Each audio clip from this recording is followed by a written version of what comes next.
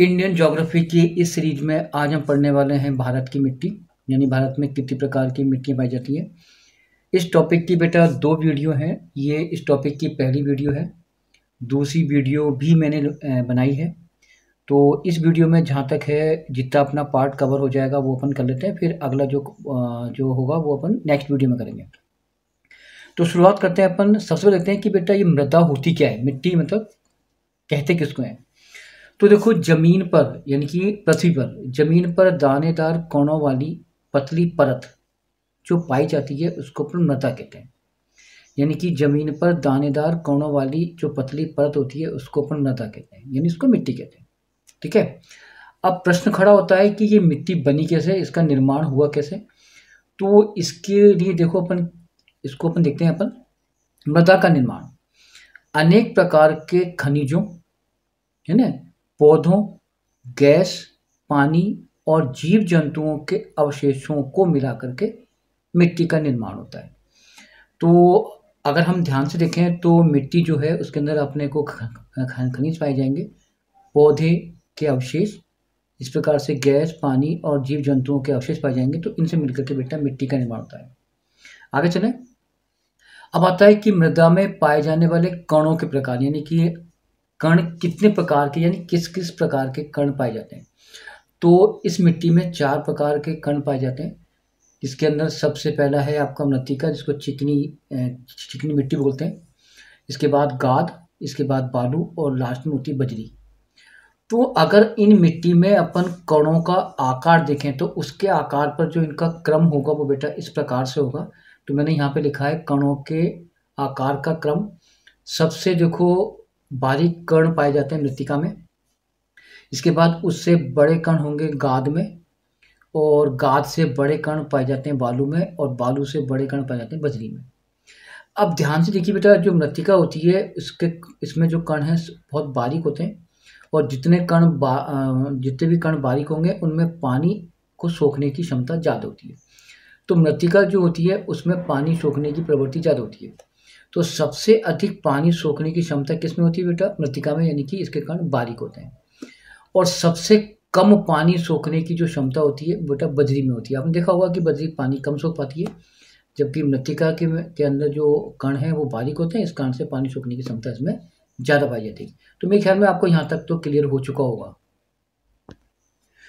आपने देखा होगा कि कई बार जो छोटी क्लासें होती हैं इसमें ह्यूमस के ऊपर काफ़ी सारा टॉपिक दिया होता है। अब ये ह्यूमस क्या होता है उसको देखते हैं। मिट्टी में ही ये जो पाया जाता है ये एक कार्बनिक पदार्थ होता है। देखो यहाँ पर मैंने लिखा है, यहाँ पर गाढ़े भूरे रंग का एक कार्बनिक पदार्थ होता है। किसकी बात कर रहे हैं अपन, ह्यूमस की। इसका जो निर्माण है पेड़ पौधों, जीव जंतुओं और के अपघटन से होता है, यानी टूटने के बाद जब वो विघटित हो जाते हैं, इससे बेटा ह्यूमस का निर्माण होता है। और ये एक कार्बनिक पदार्थ है। भारतीय मृदा में ह्यूमस की मात्रा सबसे कम होती है, बहुत कम होती है। ह्यूमस का जो कार्य है मिट्टी में नमी को बनाए रखना, यानी कि मिट्टी के अंदर जो नमी है वो नमी जो प्राप्त होती है वो किस कारण से होती है बेटा, ह्यूमस के कारण। तो ये ह्यूमस के ऊपर मैंने कुछ 4-5 पॉइंट लिखे हैं, तो मेरे ख्याल में आपको समझ में आ गया होगा। जो ह्यूमस है ये गाढ़े भूरे रंग का कार्बनिक पदार्थ है। इसका जो निर्माण है पेड़ पौधों, जीव जंतुओं के अपघटन से होता है। भारतीय जो मृदा होती है, भारतीय मिट्टी है, उसमें ह्यूमस की मात्रा बहुत कम होती है। ह्यूमस का कार्य होता है मिट्टी में नमी को बनाए रखना।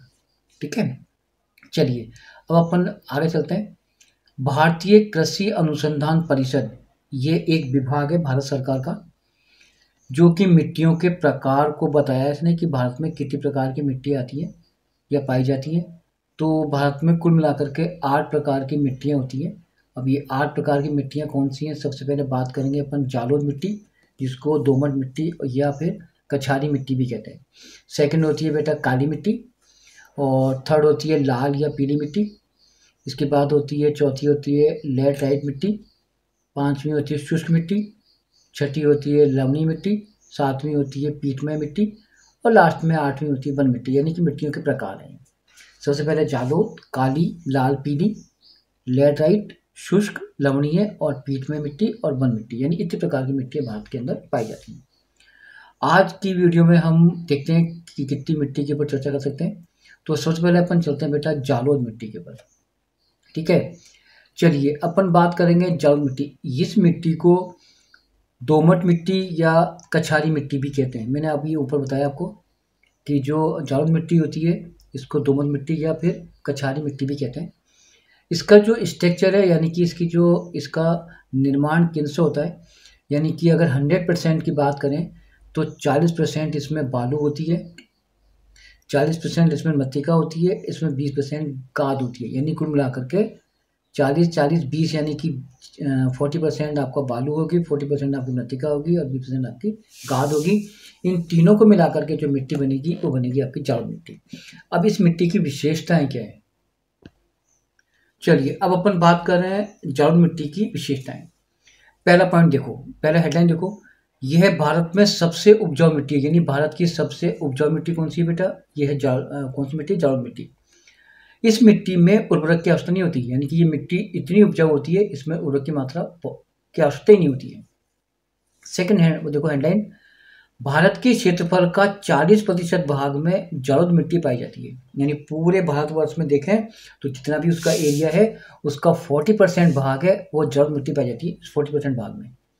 थर्ड देखो, पंजाब से लेकर के असम तक के विशाल मैदानों में तथा नर्मदा, महानदी, गोदावरी और कृष्णा नदी की घाटियों में ये जालोद मिट्टी पाई जाती है क्योंकि बहुत ज़्यादा उपजाऊ होती है। ठीक है बेटा, यानी कहाँ से, पंजाब से असम तक के। अब अगला हेडलाइन है कि इस मिट्टी में पोटास और फास्फोरिक एसिड प्रचुर मात्रा में पाए जाते हैं। ठीक है, यानी कि इस मिट्टी में पोटास और फास्फोरिक अम्ल प्रचुर मात्रा में पाया जाता है। इस मिट्टी में किस प्रकार की पैदावार होती है, इसमें मोस्टली धान यानी कि चावल, गन्ना और कपास, फल और सब्जियों के लिए उपयुक्त मिट्टी होती है। ठीक है, मेरी बात समझ में आ गई होगी। अब आता है कि जालोद मिट्टी कितने प्रकार की होती है। ये बेटा 2 प्रकार की होती है। सबसे पहली है आपकी जिसको बोलते हैं अपन खादर मिट्टी। नई जालोद मिट्टी जो होती है उसको खादर मिट्टी होती है, इसको खादर मिट्टी बोलते हैं। ये मिट्टी आपको कहाँ मिलेगी, ये मिट्टी नदी के निकट पाई जाती है। ठीक है, और इसका जो दूसरा जो प्रकार है वो है पुरानी जो जालोद मिट्टी है उसको बागर मिट्टी बोलते हैं। नदी में बाढ़ प्रभावित क्षेत्रों से दूर पाई जाती है, जहाँ पर बाढ़ आती है उससे अधिक दूर भागों में ये बागर मिट्टी पाई जाती है। यानी कि जालोद मिट्टी 2 प्रकार की हो गई, एक खादर और एक बागर। ठीक है, ये हो गया आपका मिट्टी जालोद के ऊपर। अब बात कर रहे हैं काली मिट्टी।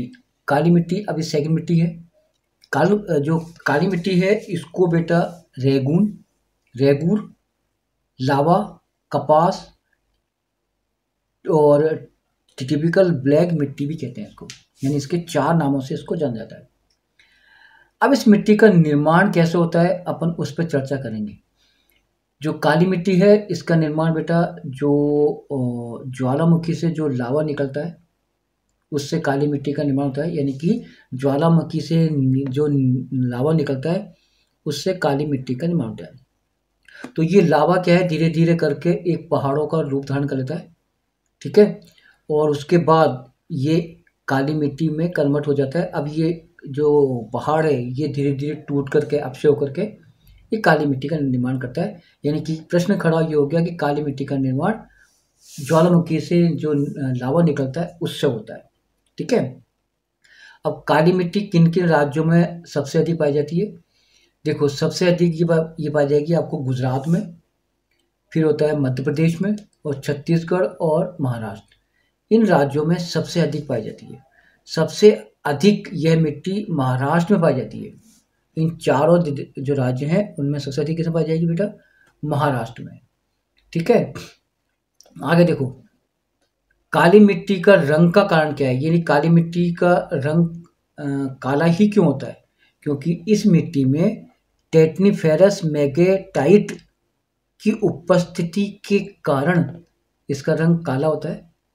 और कपास की खेती यानी रुई की जो खेती होती है उसके लिए सबसे उपयुक्त मिट्टी होती है वो काली मिट्टी होती है।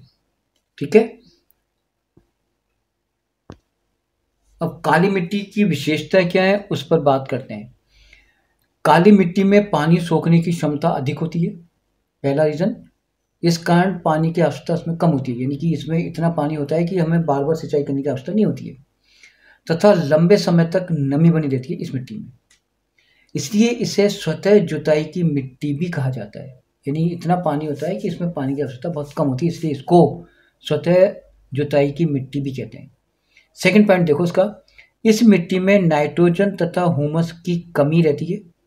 प्रायद्वीपीय क्षेत्रों में काली मिट्टी सबसे ज़्यादा पाई जाती है, यानी कि इस मिट्टी में नाइट्रोजन और हुमस की मात्रा बहुत कम होती है, और ये मोस्टली प्रायद्वीपीय है, जो कि साउथ के जो स्टेट है वहाँ पर ये मिट्टी सबसे अधिक मात्रा में पाई जाती है। तो आज की वीडियो में इतना है, बाकी की जो 6 मिट्टियाँ हैं उनकी अगली वीडियो में कवर करेंगे। धन्यवाद।